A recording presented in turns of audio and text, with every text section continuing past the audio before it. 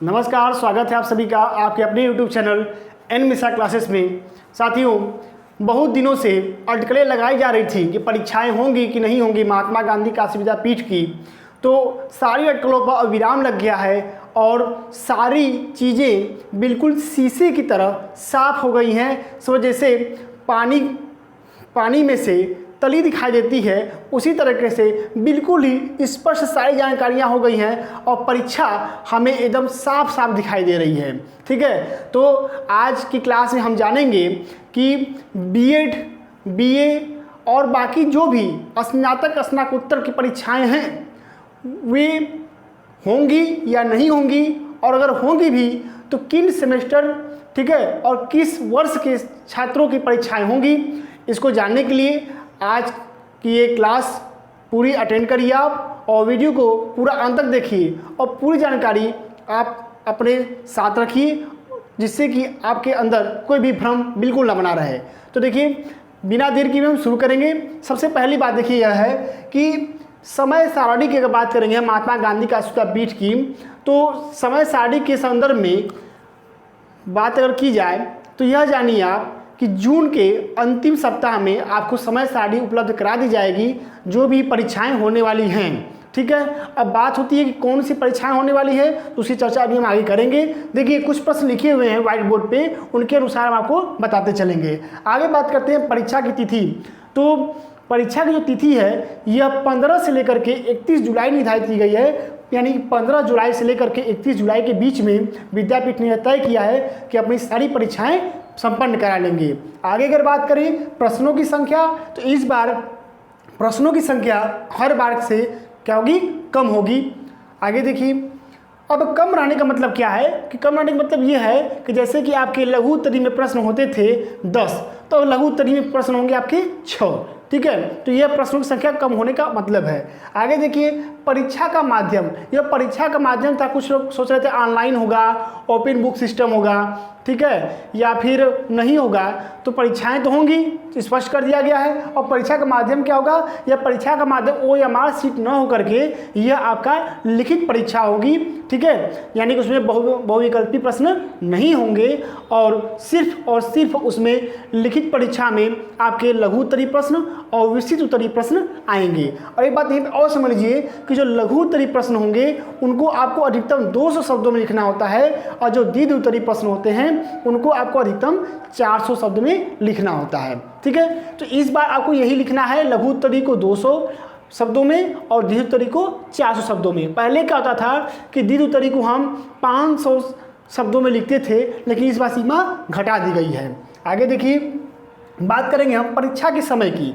तो परीक्षा के समय की अगर बात की जाए तो बिल्कुल स्पष्ट हो गया है कि परीक्षा आपके 3 घंटे की ना होकर के 1.5 घंटे की होगी, यानी 1 घंटा और आधा घंटा मिलाकर 1.5 घंटा होता है, और 1.5 घंटा का समय आपको मिलेगा पूरा प्रश्न पत्र हल करने के लिए। ठीक है, आगे देखते हैं हम प्रायोगिक परीक्षाओं का क्या होगा। तो देखिए, प्रायोगिक परीक्षाएं जो आपके सेमेस्टर में हैं उनके लिए अभी कोई भी दिशा निर्देश नहीं आया हुआ है, इसलिए फिलहाल आप थ्योरी की तैयारी करिए। और जो भी बीएड 3rd सेमेस्टर में प्रैक्टिकल जिनका अभी नहीं हुआ है वे भी यह जान ले कि उनका प्रैक्टिकल के लिए 2 ही बातें अभी अटकलें चल रही हैं कि सिर्फ 2 चीज़ हो सकती है, या तो उनके थ्योरी के आधार पर उनको अंक दिया जा सकता है, जैसे कि आपने थ्योरी में 60% ऑब्टेन किया तो आपको प्रैक्टिकल में भी 60% मिल जाएगा। हालांकि इससे समस्या यह है कि जैसे पहले 90% तक छात्रों को प्रैक्टिकल में अंक मिलते थे, तो उनको अब यहाँ पे क्या होगा, घाटा होगा, उनको अंक कम प्राप्त होंगे। ठीक है,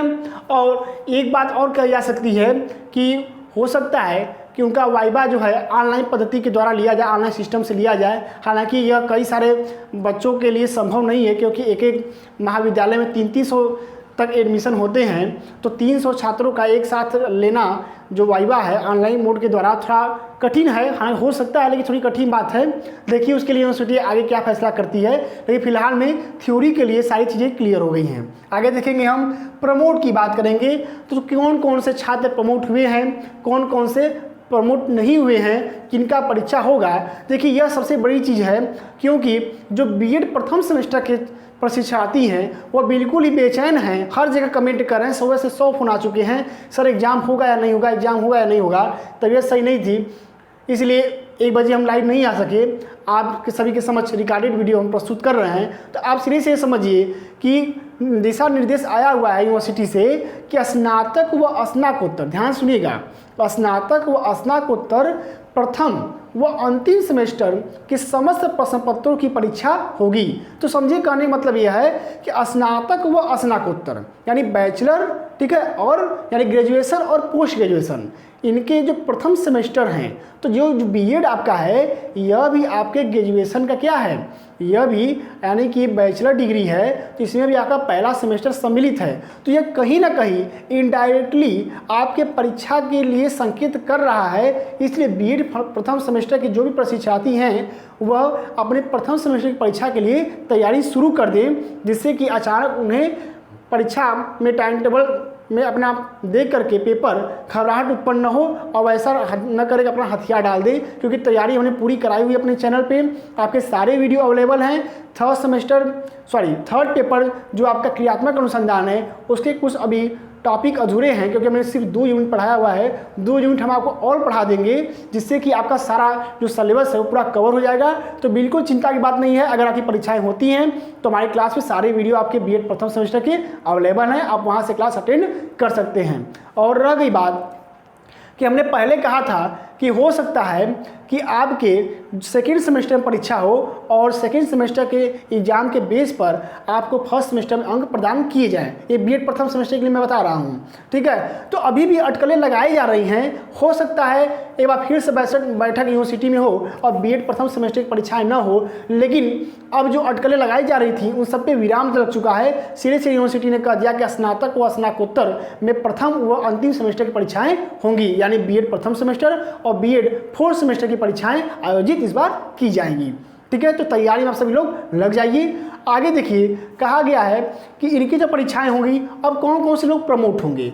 तो देखिए, प्रमोट होने की अगर बात कही जाए तो सेमेस्टर की अगर बात हम करें तो स्नातक, ठीक है, स्नातक में प्रथम वर्ष के छात्र जो हैं वो प्रमोट हुए हैं, ठीक है। और उसके बाद स्नातक द्वितीय और चतुर्थ, स्नातक द्वितीय व चतुर्थ तथा पोस्ट ग्रेजुएशन यानी कि परास्नातक, स्नातक द्वितीय व चतुर्थ तथा परास्नातक द्वितीय सेमेस्टर के परीक्षार्थियों को उनके सेमेस्टर, ठीक है, कौन सेमेस्टर, प्रथम सेमेस्टर, उनके प्रथम सेमेस्टर व तृतीय सेमेस्टर के आधार पर अंक मिलेंगे। यानी कि जो भी स्नातक में सेकेंड सेमेस्टर में है या फोर्थ सेमेस्टर में है, तो सेकेंड सेमेस्टर वालों को उनके फर्स्ट सेमेस्टर के आधार पर, और जो फोर्थ सेमेस्टर में है उनको उनके थर्ड सेमेस्टर के आधार पर अंक मिलेंगे। अब स्नातक में जैसे कि आपका आ गया एलएलबी की डिग्री, तो जो एलएलबी सेकेंड सेमेस्टर में इस बार थे उनको उनके फर्स्ट सेमेस्टर के आधार पर अंक मिलेंगे, जो, ठीक है। और जो भी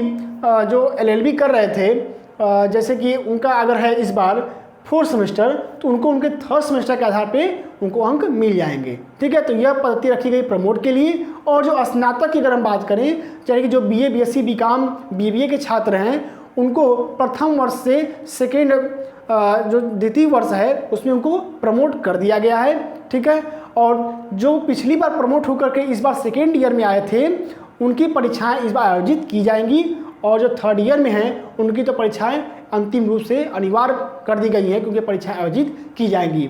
तो यह सारी जानकारी थी आपके विद्यापीठ से रिलेटेड, परीक्षा से रिलेटेड। और आपको कन्फर्म हो गया होगा, क्योंकि सीधे सीधे कहा जा रहा है कि स्नातक व स्नातकोत्तर प्रथम व अंतिम सेमेस्टर की परीक्षाएं होंगी, इसलिए बीएड प्रथम सेमेस्टर आप लोग तैयारी में लग जाइए, ठीक है। बाय द वे, अगर ऐसा होता है कि आपके सेकंड सेमेस्टर के आधार पर आपको फर्स्ट सेमेस्टर में अंक प्रदान किए जाएंगे तो आपको एक बार फिर से सूचित करेंगे। हालांकि अभी भी कुछ कॉलेज वाले ऐसे ही कर रहे हैं कि आपके सेकंड सेमेस्टर के आधार पर आपको फर्स्ट सेमेस्टर में अंक दिया जाएगा। यह बात तो हम भी कर रहे थे जब बीएड सेकंड सेमेस्टर की हमने क्लास शुरू कर दी थी, लेकिन अब जो हम निर्देश देख रहे हैं उस हिसाब से। और एक बात यहाँ पर और ध्यान रखिएगा कि कुछ जो मीडिया है, ठीक है, जैसे कि कुछ न्यूज़पेपर हैं, उनमें यह जानकारी नहीं दी गई है कि स्नातक व स्नातकोत्तर की प्रथम सेमेस्टर, इस बात को वहाँ पे नहीं प्रिंट किया गया है, इससे कुछ छात्र भ्रमित हो जा रहे हैं। लेकिन आप सभी लोग ऐसा भ्रमित न होइए, और जिनको भी कोई समस्या हो कमेंट के माध्यम से हमें अपनी समस्या से अवगत कराएं, हम उनका पूरा समाधान करने का प्रयास करेंगे।